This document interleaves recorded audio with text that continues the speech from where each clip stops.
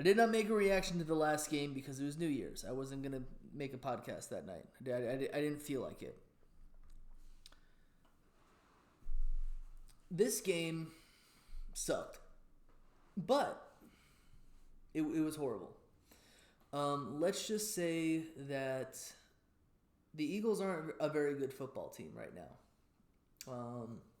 You know, they went a long way during the season, winning close games, coming back at the end. And I had said that kind of stuff was just not sustainable. Other people said it wasn't sustainable. Like, elation. You're just happy to win. But people were like, that's just not sustainable. Pick up the phone because you called it.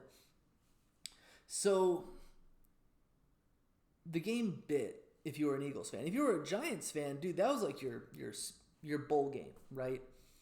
Honestly, the Giants looked more like they were the playoff team than the Philadelphia Eagles were. But they played well. Congratulations to them. They were tenacious. They got after the ball carrier. They played smart. They played aggressively. The Eagles are just a soft football team. And, I think we can just go ahead and we can talk about that later, right? You look at this team, the big millionaire leader, Jalen Hurts, he just looks like a deer in the headlights. You see him on the sideline, he's just like, there's no leadership quality with this guy. At first, I was like, this guy isn't the kind of person who overly celebrates. He's gone in that role of being a leader. But you never see Jalen Hurts get in anybody's face.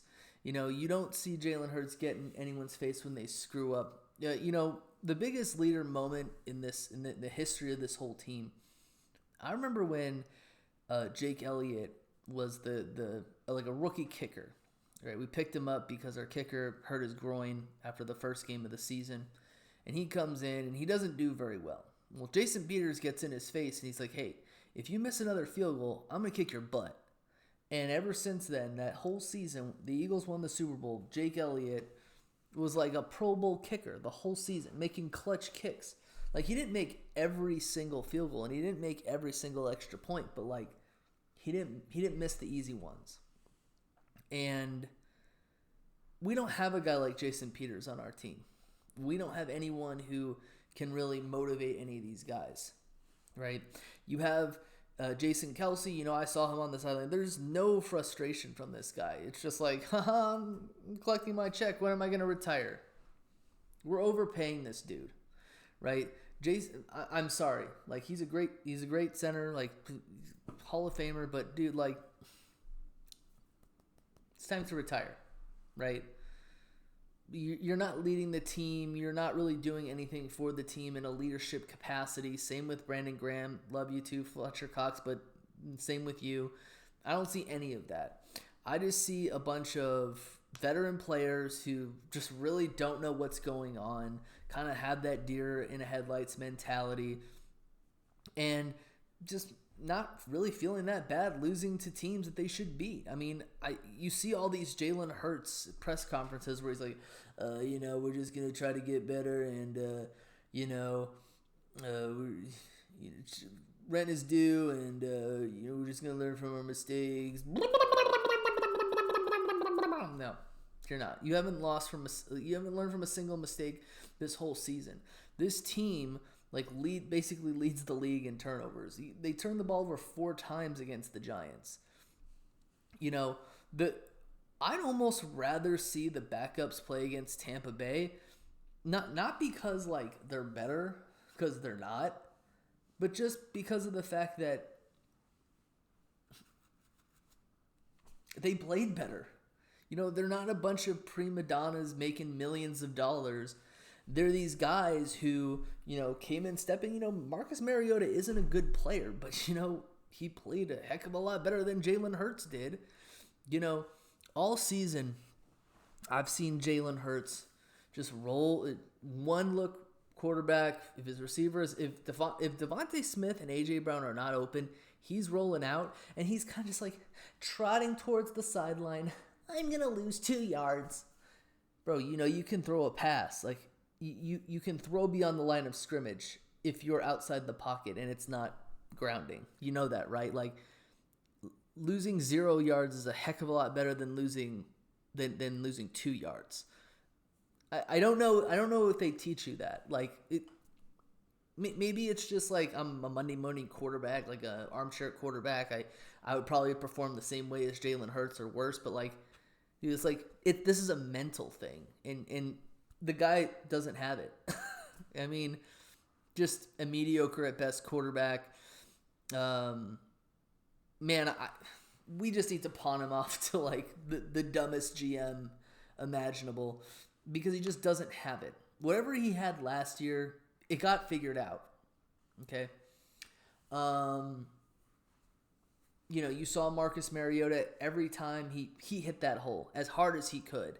And people were like, well, Jalen Hurts has been injured all season. Well, he's been doing it since game 1. Okay. I actually pointed it out game 1. Marcus Mariota hit the hole, went for it again. Marcus Mariota isn't a good quarterback, but, hit the hole, did his best, did his thing, did a heck of a lot better of a job than Jalen Hurts has been doing in that capacity. He's not afraid. Jalen Hurts plays like he's afraid all the time. You can't play like you're afraid. You can't play like you're timid because you're going to start overthinking things and thinking that you're not doing the best job that you can, which he hasn't. He hasn't done the best job that he can. He's really, without the tush push, he wouldn't be very good. Let me just put it like that. And it all speaks towards the leadership of the team. These young players who, they might be playing for a roster spot next year. They're looking at this situation like, the veterans, they're walking around and they're singing Christmas carols and, not putting their best foot forward. And I don't know what to do here. So I guess do what they do. It's mind-boggling. And again, like the Giants have been playing with backups all season. They were probably playing with backups in this game too, right?